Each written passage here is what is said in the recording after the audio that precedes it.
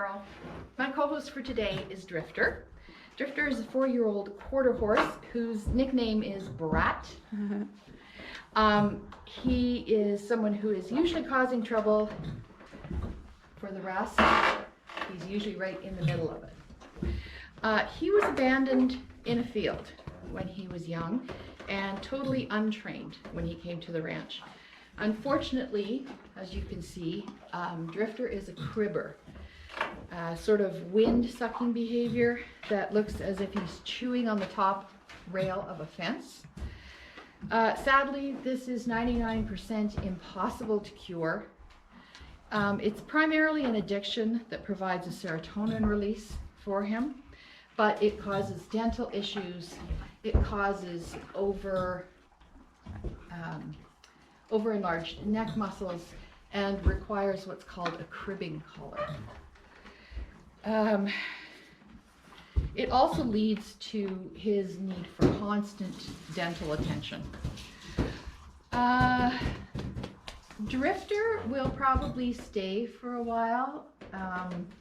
He's the youngest horse on the ranch, so more time is needed to spend with him and see if we can curb the behaviors. But we just love him just the way he is. Hey, Drifter. Okay, that's enough horsing around for one day. Let's get on to the knitting. Right, I am back from the barn, so let's get started. My name is Carol, and I'm coming to you from the southeast corner of Alberta, Canada. I'd like to welcome back all my OGs and say a very happy welcome to all my new subscribers. Thank you for finding me here, and thank you for becoming a member of our small fanatic Fibre community. If you haven't already done so, please like and subscribe this video. You can also find me as well as the video on Instagram as Naughty Knitter 61, as Crafty Carol 61 on Ravelry. My email address is swatchthisspacedesigns@gmail.com, and alternatively you can buy a horse a coffee, because that's why we're here, for the horses, at ko-fi.com/swatch_this_space.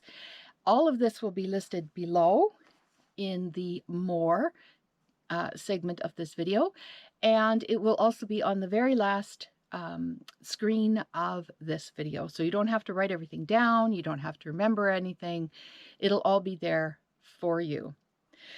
If you'd like to follow my daughter's ranch on Facebook, you can do that. I think it's 5 Wins, and on Instagram it's 5 Wins Ranch. And of course that will all be on the final frame of this video as well. If this is your birthday, if it's your birthday month, your birthday week, your birthday weekend, however you celebrate it, I would like to wish you very many happy returns of the day and hope that you get all the prezzies that you wished for. Okay, so moving on. I am in a little bit of a new environment. In the last video you would have seen that my backdrop has changed. This is my wall of fame. You can see behind me that up here, did I do it right? Nope. Up here are some of my sock patterns. I plan on doing an episode, a couple of episodes from now, on all of my different sock patterns, why they were created, a little bit of a 2-sentence history behind the thought patterns of each one. And this wall was originally not for knitting, it was for quilting. It was put together by myself and my husband, it's made of 2 4-foot by 8-foot by 1-inch thick boards of insulation, and we put them up on the wall, and then I covered it with white flannel. And the nice thing about the flannel is that fabric will stick to it without pins or anything. So when you're making a quilt and you want to preview block quilts, you can do that with a full-sized, I'm lucky enough to have a full-sized wall. Some people do it on the back of a door. Some people use a 4x8 piece of insulation board and fold it in half and store it under their bed, you know, whatever you have the space for. But I am very, very lucky. I have a whole wall, so I can stand back probably 10 or 12 feet and look at the quilt blocks and just sort of preview what they would look like if I sewed them together. And do I like it? Do I not? Do I want to move one here or there? Do I like the colors I've used? Yeah, so it originally started as my quilting preview wall, and now I've just got my knitting stuff all over it. So as you can see, I've got my sock blockers hanging up there. I have some blockers for mittens, some blockers for gloves, some blockers for baby socks, all kinds of things. Sorry about the earthquake. That was Odin, my chub yellow Labrador, laying down up against a table leg. Anyways, the other thing that I put on my wall is if I purchase yarn from somewhere and they put in a nice little thank you card or a little blurb about their shop or whatever, I just take a straight pin and put it on the wall, and that way I know, as well as my project book, where I've purchased yarn from and which shops I'd like to go back to and purchase again. I wanted to move, this is my recording chair, and I wanted to move it because it was sitting right in the middle of my knitting room, and one of these episodes I will do a little tour of my knitting room down here, or my knitting niche as I call it. It was really difficult to get around because this chair was in the way and the table that I have my camera on was in the way. So I thought I would move the chair and just give you a different backdrop to look at. Now, what else did I want to say about that? I think that was it. Let's see how this arrangement works out. Let's see what the lighting is going to be like. I think it's going to be okay. And if it's not, you can tell me. And I think that's all I wanted to say initially. So let's move on to the knitting. Today I've actually got some finished objects to share with you. They're not anything terribly exciting, and one was something that I started and finished quite recently, so let's show you what I've been working on. The first one is just my vanilla socks. If you watched my last episode, you will know that Amanda had to have some minor surgery, so while I was waiting for her in the hospital, I did a little bit of hospital knitting, and I came up with a pair of socks.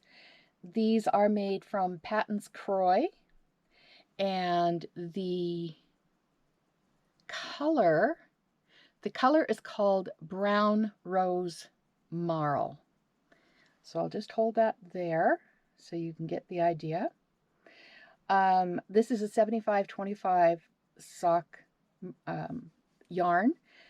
It is toothier. It's than merino, so it's good for your winter boots. Keep your feet maybe a little bit warmer, a little harder wearing. And on this one, because it's sort of a sport DK, I used a 275mm needle and my cubics, which I really, really love. If you haven't tried cubics, I'm not sponsored by them, but if you haven't tried the square needles, I highly recommend you try them.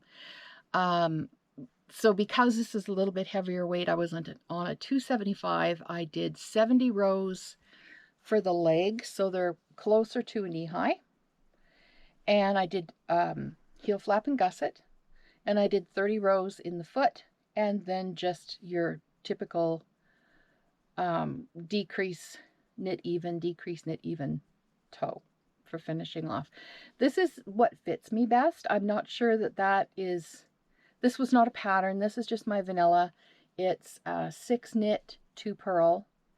I believe it was 64. Yeah, 64 stitches. So it all works out really well. I have yet to wash them, but they look really nice on the blocker. So I'm not so sure. You know, I mean, they look terrible off the blocker, but I'm not so sure I'm going to block them. I think I'm just going to wear them. It's getting a bit warm for that now. So Anyways, that's my first finished object, and I will put the information below about the Patons Kroy. I'll just show you here. This is what I was using.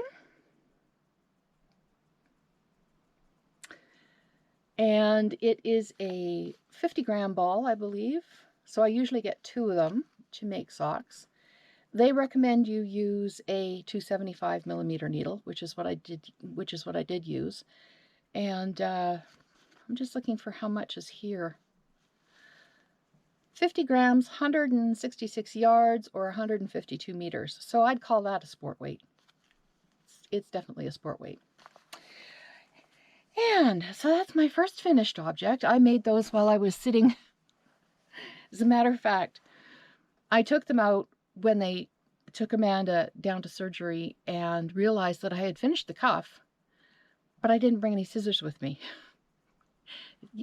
There's just some things you don't think about when you're taking your daughter to the hospital. So I had to ask the nurse for some scissors. Turns out the nurse was a knitter too, so we had a grand old chat before she said, okay, I got to go back to work. I'd love to stand here and talk about knitting, really, but I got to go. So I had to borrow some scissors from her. I did a contrasting cuff on these. I left the heel and toe in the Patons yarn because it has the nylon, but the cuff is, just a minute, I can tell you, the cuff is alpaca. It is Flora, Drops Flora. And what is the colorway on this one?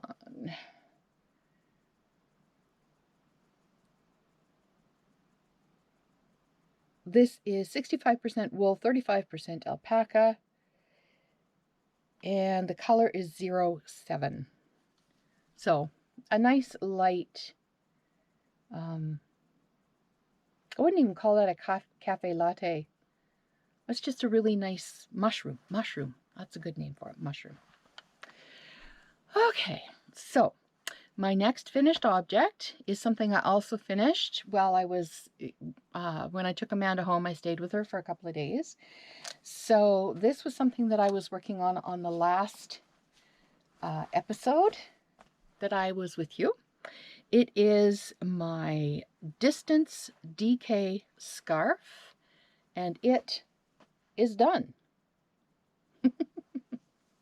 It's all done, but it's not blocked. I was here the last time we were together, and I've finished it now. So the nice thing about this pattern, it is easy, very simple. I mean, let me just hold it up for you. I'll put all the details down below, but you can see that it's a repeating pattern. And yeah, those are cables. But if you know how to cable without a cable needle, easy peasy. If you don't, go and learn, because you just zip through this, no problem. It's a great take-along project to have with you. So as I said, this is not blocked yet, but it does say to wet block it in the pattern, so I will do that. The pattern is the Distance DK scarf, and again, I'll have all these details for you in my notes so that you can go and have a look. And this is Olga Putano Designs, and I knit it up in Lana Gatto feeling, 50 grams, 140 meters. So I think it's a DK, and it was done on a 4mm needle, so that's why it goes slick, really, really slick. Okay, so the next time we are together, that will have been blocked, and I will update you to let you know whether there's any difference in, it's so nice and so squishy right now that I'm afraid if I block it, and I won't block it aggressively, but I'm afraid if I block it too aggressively that I will lose all the squish. If you've never used this yarn before, oh my gosh, it's a great price point. I will show you the ball band. That's it there. And the squish factor on this is wonderful. It is, oh, it says shrink proof. I've never seen that on a yarn before. 50 grams, 140 meters. Let me see if I have, okay. And the yarn is 70% merino, 20% silk, 10% cashmere. So yeah, squishy. But price point is really good. So if you want to treat yourself a little merino, silk, cashmere, this is the way to do it. The Lana Gatto, I don't think it's pronounced Gatto, and it's the feeling yarn. And this is just in the white, color white. So those are my two FOs, and I think it's time to move along to the whips because I have quite a few to cover today. So see you on the flip side. Right, let's start with the finished objects. Those of you who know me know that I love to make my own project bags, and so this is sort of an FO with a future ready-to-do project in it. So it's not quite a work in progress yet because I haven't started it. But this is my project bag. I like doing hexies, so I just sat and did these. Let's see if I can get, let's bring it this way a bit.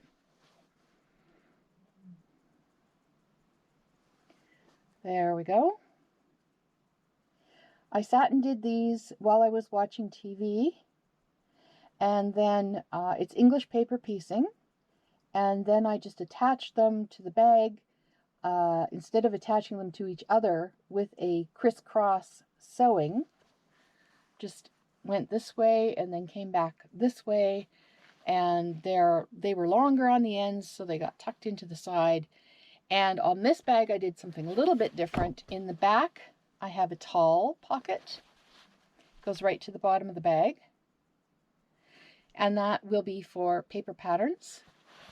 And then there is the typical pocket on the inside as well. I won't try and show it to you because I broke one of my own rules and put a dark, well, what I consider a dark, it's a medium blue, but I put a darker lining in this one. I usually put a light lining so I can see everything. But in this one, I'm holding my yarn, which is the And Make DK brand. And this is colorway. This is a blend of wool, alpaca, and linen. And it's in the colorway, oh, it's called Potion. And I will just hold that up for you to see. Of course, I had to have a blue bag to go with blue yarn. I mean, right? And I'm going to make a Riptide vest with that. So I haven't cast that on just yet. It's not something, I'm sort of laser focused on what I'm taking to Rhinebeck this year. If that one gets done, it gets done. But the other ones that I'm working on are seriously, they were planned seriously for Rhinebeck. So that's what's getting most of my attention these days. And with that nice little segue, let's jump into more finished objects.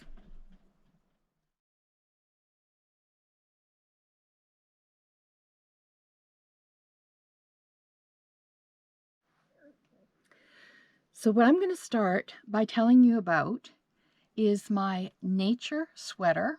It's the sweater that's on the front of the Knitting for Olive brand new book that came out, I think it was end of last year.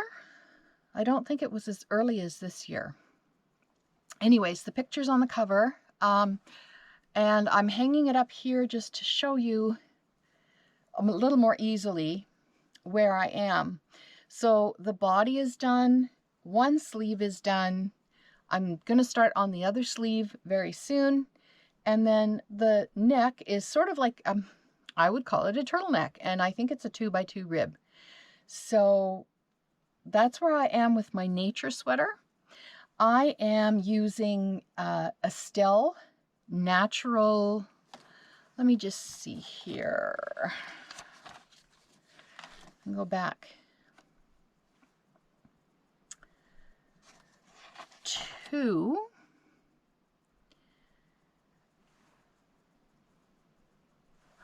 Yeah, so that's Estelle Natural Llama. Great price point, really nice to work with, super bouncy. This is just gonna block out so beautifully. I was worried about the arms being a bit too long, but really they're not going to, because the neck is gonna pull it up, and the shoulder is gonna come up a little bit more. So right now it's not exactly showing it off, but it is showing you, pretty much where I'm at. The other one that I wanted to show you is over here a little bit. Let me just move the camera. Just tip that up, move it in so that you can see. And that's where I'm at in the yoke of my Dala sweater, D-A-L-A. That is a beautiful sweater by Eleanor Mortensen. I did buy the wool directly from Norway. So as you can see, I'm using the burgundy and the gold. The gold is going to be the horses around the neck. And it's so hard to show. I mean, I don't know how some of those people, they must steam block their yokes and put them on much bigger circular needles than I own. But yeah, so that's where I am in my Dala sweater. If I bring this down a little bit, you can sort of see I'm halfway through one of the horses. There's the head right there. And then there's the body. But, typical stockinette, it wants to curl up on itself. So those are two of my projects that I'm still working on. They are, this one is what I would call home stretch, just one more sleeve in the neck. My color work yoke, my Dala, that is nowhere near the home stretch because I'm still probably about 15 rows from the end of the color work yoke. But when I was, just a minute, I'm going to move the camera so that I am not a disembodied voice anymore. I'll just turn it back around so you can see me. There we go. Okay, so I put on, I had a little bit of Lord of the Rings binge the other day because I wanted to sit down and do 10 rows on my Dala sweater, and I thought I'll put something on that I know that I don't have to watch, that I can, watch my knitting and know what's going on the screen because I've seen it so many times, and thought I'm going to do my 10 rows. Well, I got through about 5. And I got through about 5 and realized that I'm working with almost 300 stitches on I believe it's a 375 millimeter needle. And so if every round is roughly 300 stitches, 3 5s are 15. How many stitches is that? 1,500 stitches. That's a lot of stitches to do in a couple of hours. So I went about as far as, I think I did about 6 rows, went about as far as I could without getting to the point where I was sort of, one more. Because I really, really don't want to make a mistake on this. I don't want to have to go back and, pull out any of this work. I am loving doing this, and it's a very special project for me. It'll be a Rhinebeck sweater. So I want to take my time and do it right. So the Dala sweater is not as far along as I would have liked to have been, but hey, that's a lot of stitches. So we'll have a few more Lord of the Rings and Hobbit marathons and see how much more I can get. But I don't have that much more of the yoke. And then once I get to the body and the sleeves, it's just knit in circles. So that I can do. That I can absolutely do. Okay, so that's 2 more of my works in progress. Let's pull out a few more. Right, 2 more whips that are not quite in the home stretch, but I think all of the starting and, the initial square one procedures are done. On your left, would be my Gan Vest, G-A-N. It is a V-neck vest. As you can see, I haven't picked up for the little bit of a, I won't even call it a cap sleeve, it's just a finishing of the armhole. Then you finish off the V-neck. I've counted all my stitches and marked them out with markers. And at the bottom, I believe it's a split hem, and or it can be if you want. The pattern gives you a couple of options. There's one with a pretty lace option. I think I'm going to go for that and just do a regular hem, but with this pretty bit of lace at the bottom for a little extra detail. So this Gan vest is by Ailbíona McLochlainn. The yarn is Woody Tweed from Hobby or Hobie. I have held it double with Alpaca Blaze in the color 06. The Woody Tweed is color 01. It's sort of a grayish, yeah, it's a silver gray with flecks of blue in it. And I thought that the Alpaca Blaze held double just really set off the Woody Tweed quite nicely. I'm hoping for cooler weather in Rhinebeck because these are all going to be pretty warm. So if we end up with really, really lightweight fall weather, I might be in my t-shirts instead of my knits. Okay, so on this side here, we have my Cardigan 11. So let me just see if I can get a better, I'm going to move you a bit here, a little bit better picture. There. That's good, right there. This is Cardigan 11. It's an interesting name. Cardigan 11 is done by, let me see, her name, I've got her name here. Cardigan 11, where am I? Okay, so the pattern is by Sylvia Heidinger, and it's published in Belle Tricot SH, Sam Hotel. There's actually, if you look up Belle Tricot SH on Ravelry, you'll see there's 74 patterns there. And they're all beautiful. And I'm thinking that it's an ebook download, but have a look. Just so pretty. So the yarn that I'm using for this one is Barocco Ultra Alpaca Light. It's a 50/50 alpaca wool. And the color number is 42189. And again, all of this information will be in the information box below and at the end of the video. The Alpaca Blaze that I'm holding is a color 04. And if I hold these two up, you'll see that they're sort of a mushroom mocha mushroom. Mocha mushroom combo. And they're working really, really well together. This pattern is a joy to knit because it gives you, it's got the beautiful raglan on the sleeves. You start at the center back of the collar. You work a little bit and then you start working in the round for your back, your sleeves, your fronts, and your front ribbing. This is all included.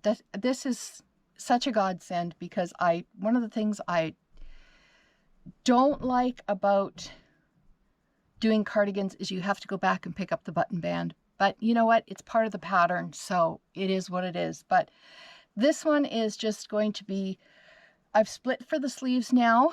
They are long sleeves, and this is just going to be finish the bottom, do the sleeves. I'm very tempted to use the technique that lets you do the sleeves first so that you're not flipping around this big heavy cardigan while you're trying to knit the sleeves. So I might have to make a bit of a decision there. I may do the sleeves first. I'm I'm not worried about yarn. I have tons of both, so I'm not going to run out, which is good. I have a lot of the yarn for this one too. So, I mean, I could end up making another something very similar to that one with the yarn that's left over. So that's two more of my works in progress. That's the Gan Vest and the Cardigan 11. And I can highly recommend both of those patterns. I'm really enjoying both of them.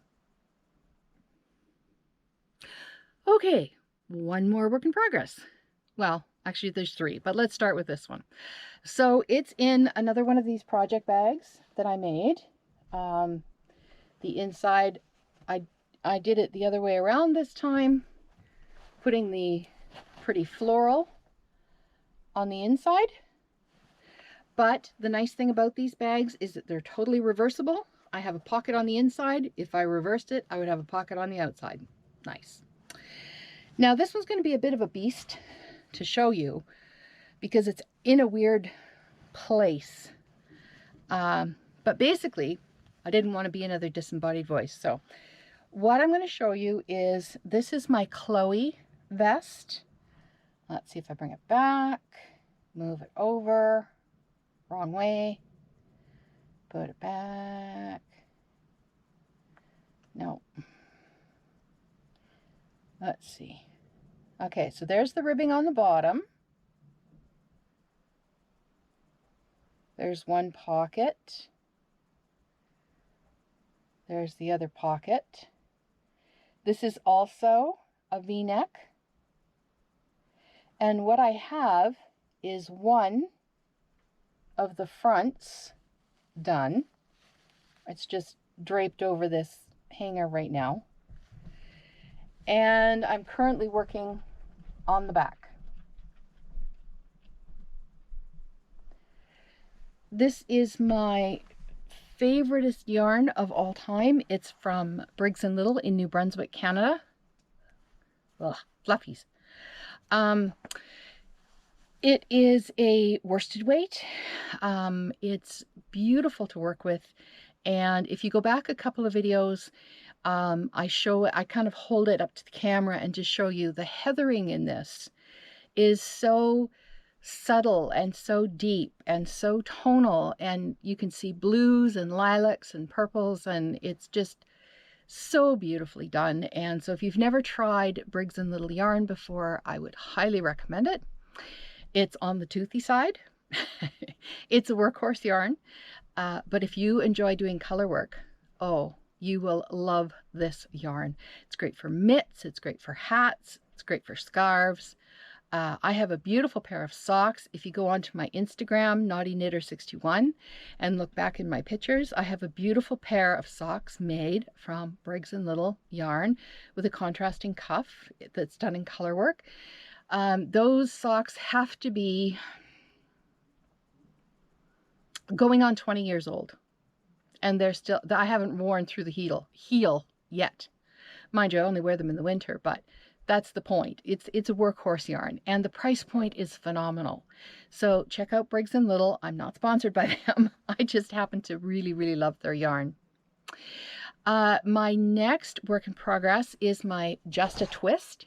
I'm calling this an accessory. It's not, I guess you could classify it as a vest, but it's just made with two big huge triangles with a twist in the middle. So I am finished one triangle, the dimensions of which I can't give you because it's a paid for pattern, but I am this far along on the second triangle. And this is a very lightweight, it's a cotton merino blend.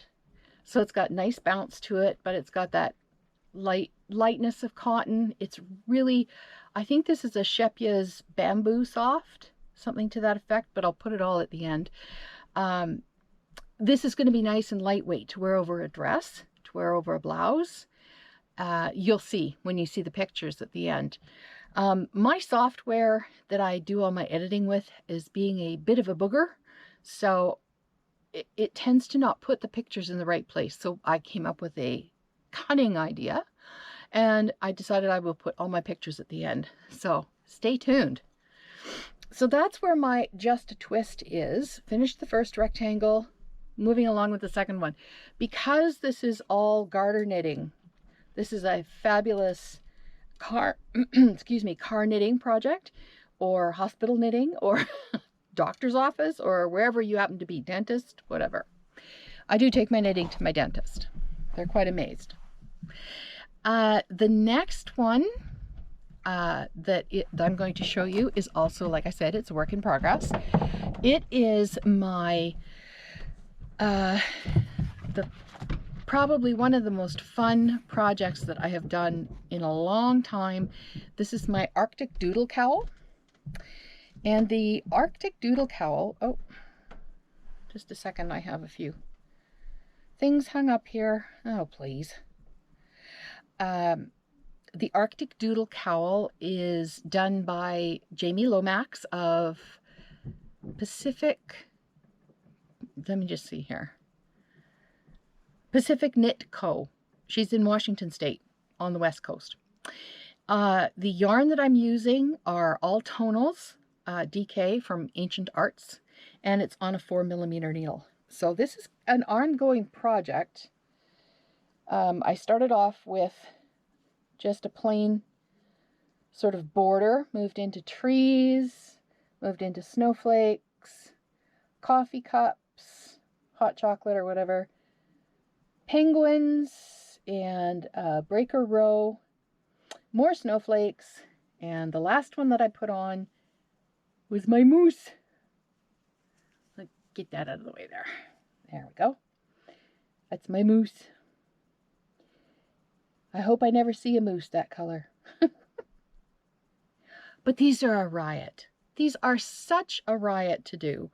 And because it's done on 4mm, it's a DK, I'm making a really, really long one. So this one's going to take me a while. But, you know, if I'm sitting at night and I've got nothing to do, I add another band of something different. I went ahead and chose from my Arctic Doodles, and I'll show you that in a minute, and picked out a sequence of charts that I really liked. I don't just have the playing cards, I printed out some of it as well, but I will explain all that in a minute. And I assigned each pattern colors and wrote them all down in a notebook. So the next one that I go to, I think it's going to be holly berries, and I think it's going to be the dark green and red for the berries and the leaves, and then a white cream. It's a winter white background. But they all vary. So you know, if you could get a little one done really quickly. I think my moose was maybe 12 rows. So I mean, DK color work, come on. You can bang that out watching Lord of the Rings. So that's my moose. I think I've pretty much talked about everything that I have in progress right now. I'm just looking at my notes. Excuse me while I look down here for a second. I think I've showed you everything. And so now we're going to move on to that colorwork doodle cowl. Like I said, that is the Arctic Doodle Cowl by Jamie Lomax of Pacific Knit Company. I purchased, Jamie's a genius, by the way, and I'm not sponsored by Jamie either, but this is Pacific Knit Co., and this is my spring doodle deck. It's like a deck of cards, only it's a deck of charts, right? How come I didn't think of that? But the point is, there's your cards. Like, they're literally playing card size. There's 52, and every one of them has a pattern on them. I'm not going to show you them all because it's paid for. But you can buy accessory packs. So these come in their own little box, but you can also buy add-on downloadable pages. You can cut them out and laminate them if you want. You can put them in a binder if you want. I put all of mine in sort of like a clear, like if you were going to do a presentation to the board and you put all your notes in this and hand it out to everybody. Oh, words, words, words. Anyways, it's in a clear sort of duotang plastic notebook. And these are also a great size, this size. And if you buy the deck, it saves you doing all that cutting. You can also buy, I think it's an A4 binder, and you can just slip these in almost like a business card. So you can put them all in a book. And then you could have a shelf full, like Jamie just has so many different kinds to choose from. And the point is you get your deck, shuffle them up, and you either pick them out randomly or you do like I did and pick them out and write them down in sequential order so that you know what you're going to do next. And I'm talking about Jamie and her company right now and my Arctic Doodle Cowl because we're going to move on and talk about the Color Me Beautiful Make Along winner for my first 3 months of 2024. So stay tuned. So let's talk about the Color Me Beautiful Make Along 2024.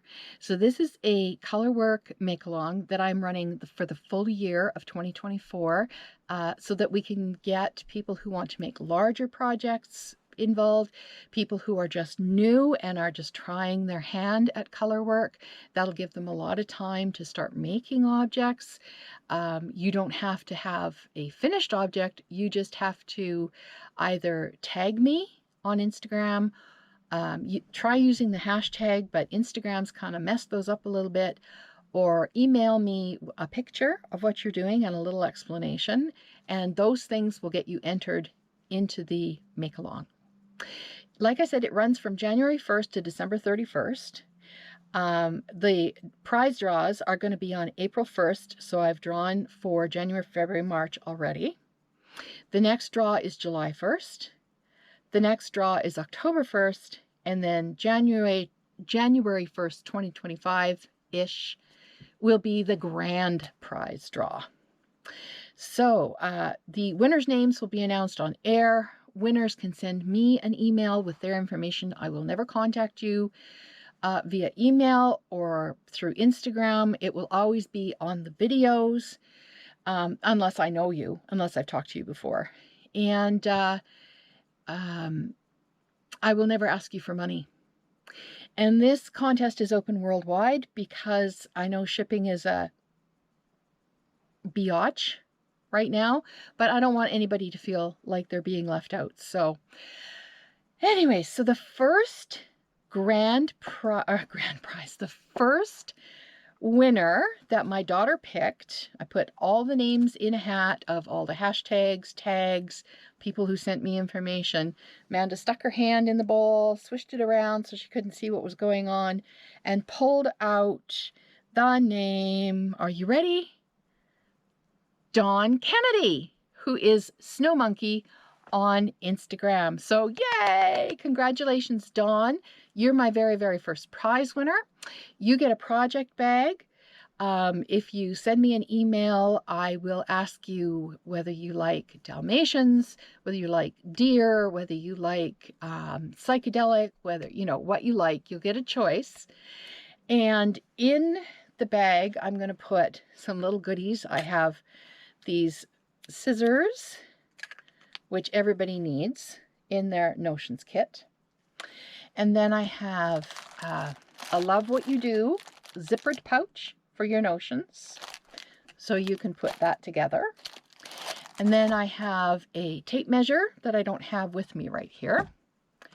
I have, and if you guys have never tried this, you need to try them. These are the counters that go on your finger.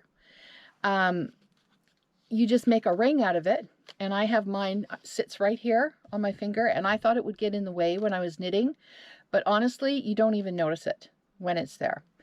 So that's another prize that's going in the bag. And Jamie is sending me a doodle deck. So Dawn, you have won that prize. That is my April 1st prize. No April Fools. So if you can get in touch with me and send me all your details, and I'll get that prize package sent off to you. As I said, the next prize drawing will be, what did I say? July 1st. So lots of time. There's lots of time. You can tag me on Instagram if you've entered the MAL. This is how you enter. So you post your picture on Instagram. It's being run on Instagram only. Tag me, Naughty Knitter 61, or use the hashtag ColorMeBeautifulMakeAlong 2024. This will all be in the notes below. Or email me, swatchthisspacedesigns@gmail.com with a picture and a little description of what you're doing. You do not have to be finished, and I'll get your name in for the next draw on the 1st of July, and we'll see what goodies we have for you on the 1st of July. Now, let me see. That's everything. If you have any questions about the make-along, just give me a dingle on Instagram or send me an email and ask your questions, and I'm very good about getting right back to you. So, or, ask them in the comment section below after you've liked and subscribed. Okay, so that's the Color Me Beautiful make-along. And again, congratulations, Dawn. Don't forget to get in touch with me. Let's move on. I have a couple of podcasts to recommend to you, and I have a couple of books to recommend to you. Let's do the books first, because I'm a bit of a book fanatic, bookworm, if you will.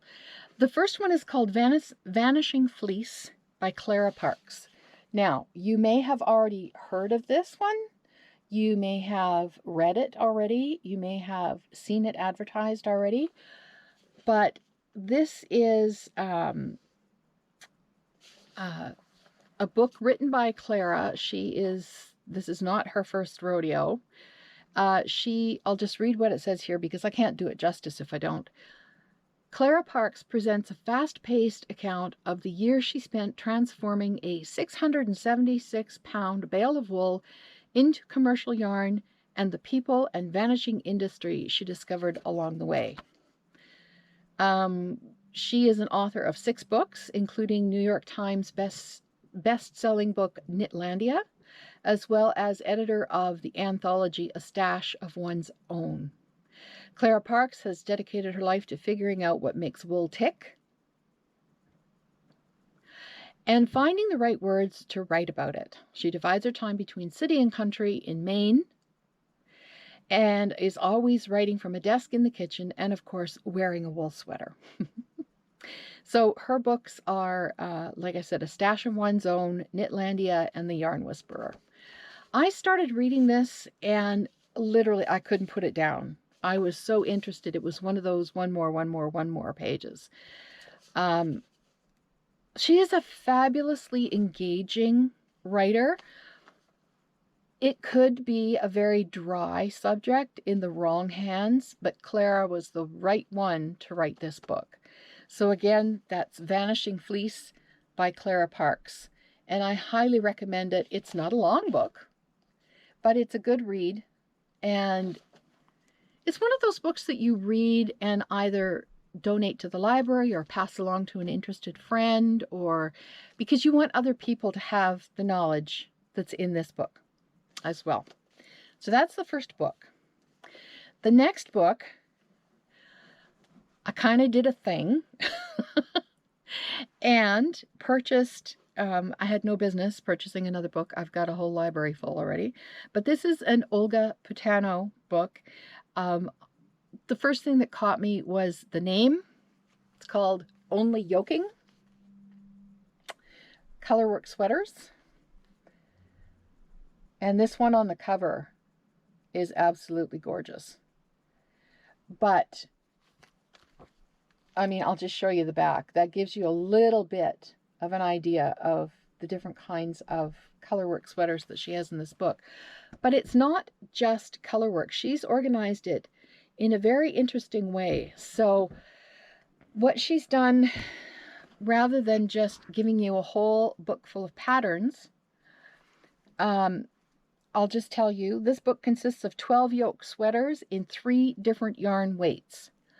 So if you don't like knitting with fingering weight, don't knit those sweaters.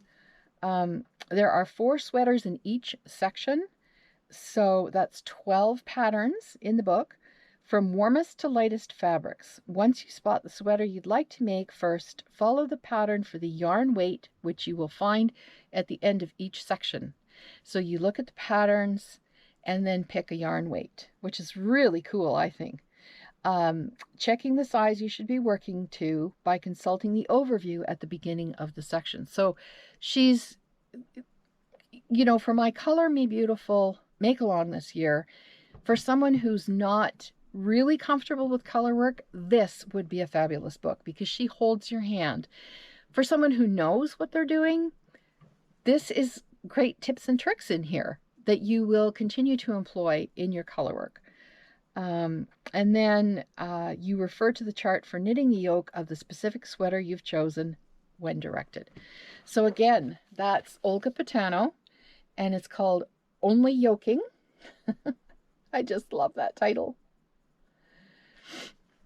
And it's a great addition to anybody's knitting library. Now, the podcasts that I want to recommend.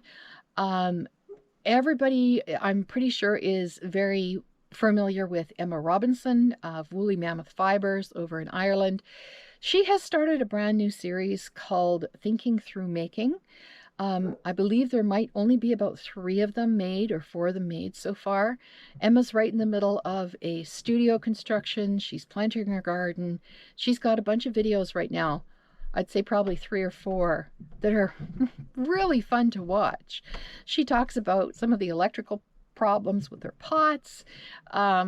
She takes you on a little garden tour. She shows you the seeds that she's purchased and what she's planning on doing with them for a dye garden as well as an ornamental garden. But she did an episode of Thinking Through Making with the knitwear designer, and I can never remember if I'm saying her name right. It's Ailbíona McLochlainn. I talked about her earlier. She's one of the designers of one of the patterns that I'm working on. She designs knitwear. She talks about vernacular knitting, and which, if you think about that phrase, it's quite the interesting way to describe a style that she's ascribed to. And the role of the artisan in 2024. Now, one of the things that really stuck with me was when she was talking about, as a designer, how do you choose, where do your designs come from? And her approach makes a lot of sense to me and is fun and very focused at the same time. So she talks about staging and manifesting your truth through personal style. So Emma was saying, well, how do you pick what you're going to design next? And she said, and she's a very thoughtful speaker. I mean, I think you'll be captivated right from the minute she opens her mouth. I could sit and listen to her all day. She talked about imagining the different things that she goes through on a daily basis in her life. So what does she see herself doing? Well, maybe she's taking the kids to the zoo, or maybe she is giving us a seminar, or maybe she's working from home.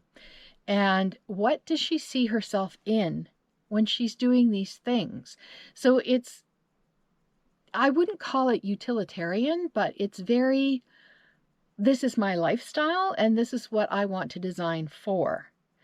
And I know that other people do the same things. They go to the library, they go to work, they have a professional atmosphere, they have a casual atmosphere. So design or choose patterns with function in mind. Don't just pick a pretty pattern. I mean, anything you choose is going to be pretty, But the point is, I'm a very functional person. So if something is pretty and functional, I'm sold. I'm done. I want it. The functionality has to be there. But she talks about bringing out your personal style via your daily endeavors. She's really quite fascinating. Go and have a listen. It's Thinking Through Making, and the name of the episode is Knitwear Design, Vernacular Knitting, and the Role of the Artisan in 2024. That'll all be linked below. The other podcast that I wanted you to take a peek at, if you don't know them already, they're very, very popular. They have over 10,000 subscribers, is Knit Together with Kim and Jonna. These two ladies are someone I would chit-chat with over the back fence. You know, they're engaging, they're beautiful knitters. But the nice thing about this pair is their styles are so different. So Kim is very tastefully, in a classy way, out there. She drives a red VW Bug with giant daisy stickers and beautiful things all over it, and a granny square steering wheel cover. Like, she's just not afraid to put her personal style out there, and I applaud her for that. And she does it in a very classy way. And I was shocked to find out she has grandchildren, because she does not look old enough to have grandchildren. And both of these ladies are very bubbly, but the nice thing is their styles are different. So Jonna is very classy, very put together, very sleek and professional, and yet they complement each other so beautifully. Their styles are so different that it's not a case of opposites attract, but it's a case of, you know, if you're not quite as out there as Kim is, well, Jonna will have things that will attract you. And if you're not as laid back as Jonna, then Kim will have things that attract you. And they talk about all different kinds of yarns that you may have heard about, but they actually knit with them so that they can talk about the yarn and the hand of the yarn and what it's like to work with and how it works into patterns. So it's fun to just sit and listen to them and their musings while you knit, while you're having a coffee, a cup of tea, or while you're spinning. Their podcasts are usually over an hour long, and they are podcasting from their local yarn store. So, you know, you might hear somebody, you hear the bell, ding, ding, ding, when somebody comes in the door, or you hear a bit of conversation in the background with the store owner helping out the customers. But so those two podcasts I can recommend, Thinking Through Making and Knit Together with Kim and Jonna. They're already very popular, but if you haven't heard of them, I would suggest you can go and have a look and enjoy them as well. So that's everything. We made it to the end. That was a lot to talk about today. I think that's it for now.